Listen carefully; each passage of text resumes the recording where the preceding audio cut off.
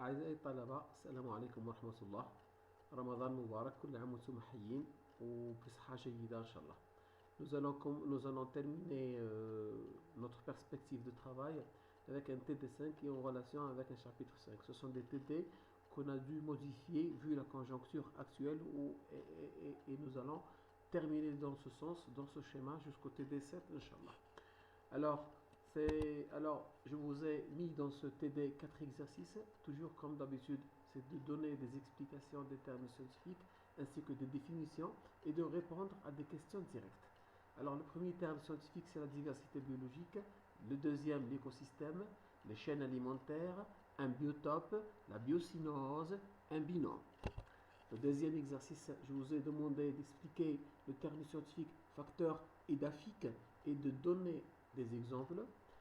Troisième exercice, alors en milieu aquatique, l'eau va intervenir par plusieurs caractères expliqués. Quatrième exercice, les écosystèmes sont souvent classés par référence, expliquer et donner des exemples.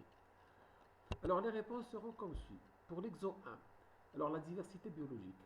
Alors elle est définie comme la variabilité des organismes vivants de toute origine, y compris entre autres les écosystèmes terrestres, marins et autres écosystèmes aquatiques et les complexes écologiques dont ils font partie. Deuxième terme, ce que c'est qu'un écosystème, nous l'avons eu au cours. Alors, un écosystème est un ensemble formé par une communauté d'êtres en interrelation. Cette interrelation est dénommée biocynose. Nous verrons tout à l'heure ce terme. Avec son environnement dénommé biotope. Alors, troisième terme, les chaînes alimentaires. Alors, est le résultat des interactions entre trois catégories d'organismes. Les premiers, ce sont les producteurs. Dans la plupart du temps, ce sont des végétaux. Le deuxième, ce sont les consommateurs. Donc, en l'occurrence, les herbivores, les carnivores. Le troisième, ce sont les décomposeurs. D'une autre façon, les bactéries et les champignons. Alors, cette chaîne maintient l'équilibre de l'écosystème. Donc, les producteurs fournissent les éléments dont ils ont besoin, les consommateurs et les décomposeurs dégradent les matières organiques de deux autres catégories. Quatrième terme, un biotope est un type de lieu de vie défini par des caractéristiques physiques, attention, physiques et chimiques déterminées relativement uniformes. Ce milieu héberge un ensemble de formes de vie composant la biocynose, et nous avons tout de suite ce terme, la biocynose est l'ensemble des organismes qui vivent ensemble, donc en zoocynose, en phytocynose, en microbiocynose et en mycocynose. Un binôme. Un binôme est une unité écologique, également appelée aire biotique. Elle fait référence à une vaste zone géographique qui partage un climat.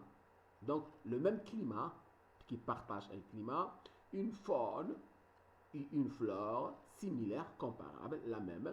C'est un ensemble d'écosystèmes caractéristiques d'une aire biogéographique et nommée à partir de la végétation et des espèces animales qui prédominent et qui sont adaptées. Une aire biogéographique, donc dans un temps particulier bien défini, comme une ère glaciale, les aires préhistoriques, etc. Donc l'exode 2. Alors le terme scientifique facteur édatique. Alors en pédologie, donc c'est une forme, c'est la zoologie et l'étude de l'étude terrestre, hein, et en écologie, édaphique.